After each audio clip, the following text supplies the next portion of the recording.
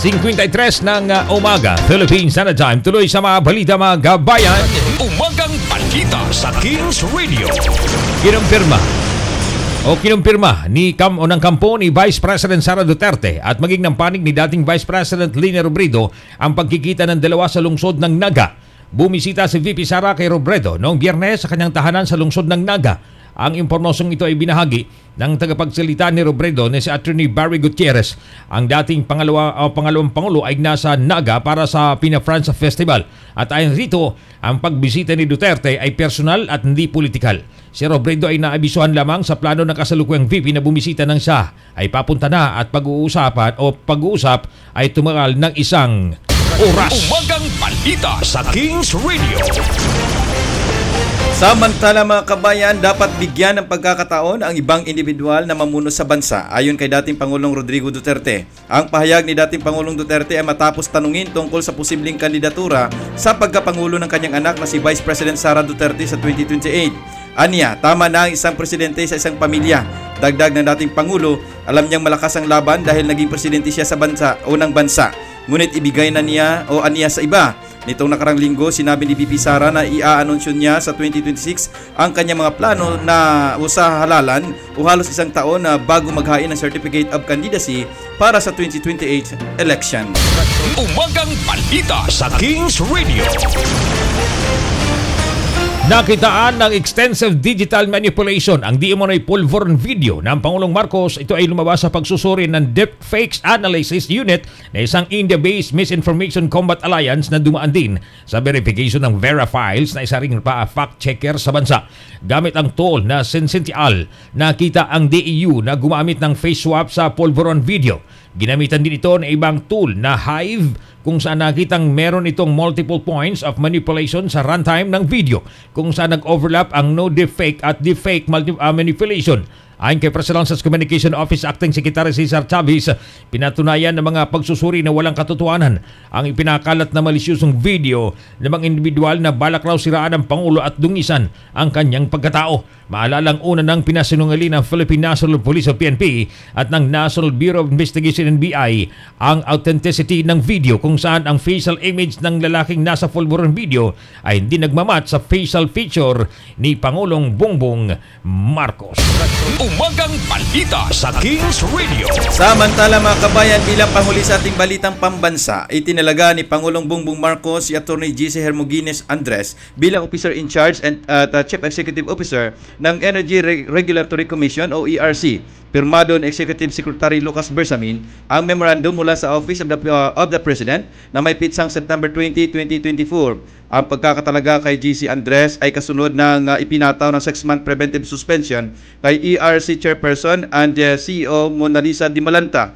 Epektibo sa lalong madaling panahon ang pagiging OIC ni Andres hanggat walang bagong itinalagang kapalit. Nakasaad din sa memo na inootorisa ang OIC na tumanggap ng representation at transportation allowance, extraordinary at miscellaneous expenses. Bago ito, si GC Andres Hermogenes ang nagsisilbing Executive Director ng Interagency Council Against Trafficking sa ilalim ng Department of Justice. Umagang balita sa Kings Radio. Oras, alas 6:57 ng umaga. Dumako na tayo sa mga nakalap nating mga kasamang Kings Radio Reporter sa buong kapulan ng Kamindanawan sa atin naman. Balitang Mindanao. Sa ating balitang Mindanao Pro 13, sisikapin na maging mapayapa ang May 2025 midterm election sa buong Caraga Region. Ito'y sa nalalapit na eleksyon mga kabayan. Detalye report, balitang Mindanao mula kay Edgar Caballo. Sikapin umano ng Regional Office 13 na maging mapayapa ang May 2025 midterm elections sa buong Caraga Region katulad noong nagdaang mga eleksyon. Sinabi ni Police Major Jennifer Umiter, tagapagsalita ng Puro 13, na mga peace-loving ang mga kandidato ng Caraga Region dahilan na walang naitalang mga election-related violence tuwing eleksyon. Sisikapin din umano ng kanilang puwersa na mamintina ang kaayusan sa panahon ng eleksyon, lalo na at malapit na ang filing ng Certificate of Candidacy. Samantala, wala pa naman silang namonitor na insidente sa rehiyon na away sa pulis politika. Election-related, yung mga incidents nga na nangahitabo. So far, saan na kaayo gid peaceful ang ato ang mga politicians here, and we are so lucky na ato ang mga politicians, mga buutan, no? And then, moabay sa rules and regulations sa ilaha, sa labi na pag-abot sa mga pagpiniliay, adlang piniliay. Labi na po doon sana, di man nato hawak ang panahon na bumutig, no? Sa ato ang filing of candidates. Manghinaot kita nga parihag yapon before, no? Last nga mga naghitabo sa ato ang filing of candidacy, na very peaceful ra sa gihapon. Yan ang report, Edgar Cabanyog para sa Umagang Balita sa Kings Radio.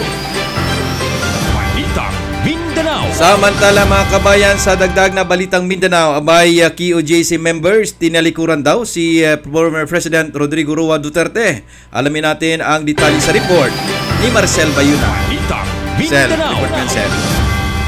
Tinalikuran ayon pa ng mga membro ng Kingdom of Jesus Christ si dating Pangulong Rodrigo Duterte matapos itong walang dumalo sa gagawin sanang maisog prayer rally sa Davao City noong September 21, 2024. Base sa inilabas sa payag ng religious sector, hindi raw muna sila dadalo dahil uunahin muna raw nila ang KOGC compound at ang evangelism matapos na sayang kailang oras sa loob ng 16 na araw sa kaguluhan sa paghuli kay Pastor Kibuloy. Dagdag pa nito na isa raw ito sa mga hakbang na hindi na umano sila sa suporta sa mga Duterte. Posible din daw na babaliktad si KOGC leader Pastor Kibuloy sa sitwasyon para idiin ang dating Pangulo. Ito ayon sa ilang mga Davaoenyong nalungkot sa mga hakbangin ng KOGC dahil malaki ayon pa ang epekto nito sa mga Duterte. At yan ang report, Maricel Bayuna para sa Umagang Balita sa Kings Radio, Balitang Mindanao.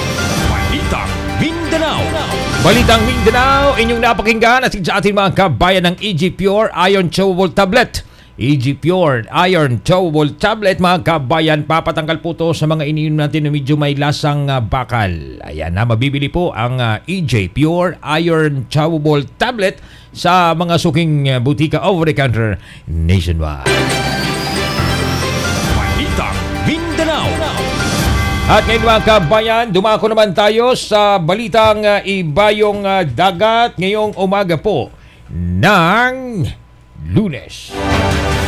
Balitang Ibayong Dagat. Ibayong Dagat. Sa ating balitang ibayong dagat mga kabayan, Balitang Ibayong Dagat. Ibayong Dagat.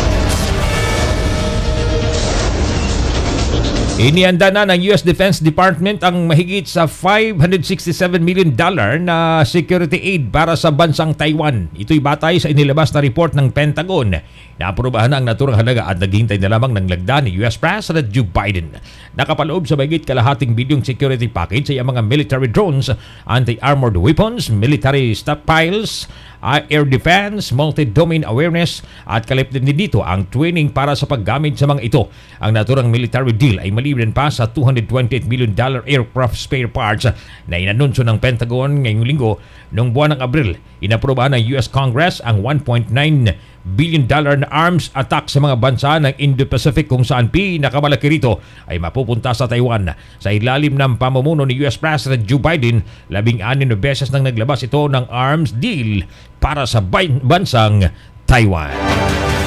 Balitang Ibayong Dagat. Ibayong Dagat. Samantala mga kabayan, bilang panghuli sa ating balitang pambansa o balitang ibayong dagat, nakatakdang bumisita si si Ukrainian President Volodymyr Zelensky sa susunod na linggo. Ayon sa White House na makakapulong ng Ukrainian presidency na President Joe Biden at Vice President Kamala Harris sa darating na Setyembre 26. Magkakaroon din ito ng tsansa na makapulong si dating US President Donald Trump bago ang nalalapit na halalan sa buwan ng Nobyembre. Sinabi ni Zelensky na nais lamang niyang ibahagi ang kanyang tinatawag na victory plan sa mga leader ng US.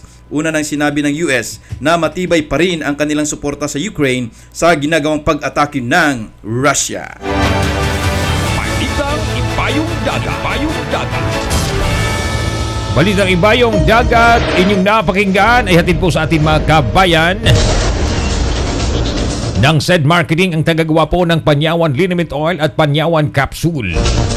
Mabibili po ang ating mga produkto sa mga suking butika sa inyong mga lugar. Tatak SED Marketing, Tatak SED Marketing. At yan po ang ating balitang ibayong dagat. Ibayong Dagat. Ibayong Dagat. At dumako naman tayo mga kabayan sa balitang pampalakasan sa atin naman pong sports. Ngayon.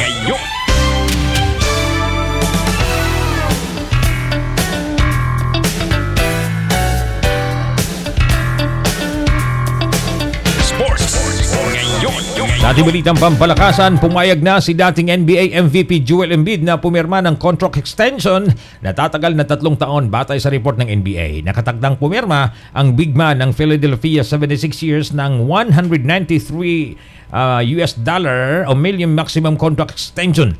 Nakapaloob sa dato ng kontrata ang player option para sa 2020-2029 season. Samantala, sa hiwalay na payag, sinabi naman ng Sixers star na gusto niyang manatili sa Phila sa kabuuan ng kanyang karera. Ayon kay Embiid, marami pang dapat niyang gawin sa kupunan. Nararapat lamang niya na makakuha ang mga ito ng championship at masisimula pa lamang ang kupunan para rito. Sa nakalipas na off-season, nagawa ng Philadelphia na kunin si Paul George at pumirma ng $212 million contract.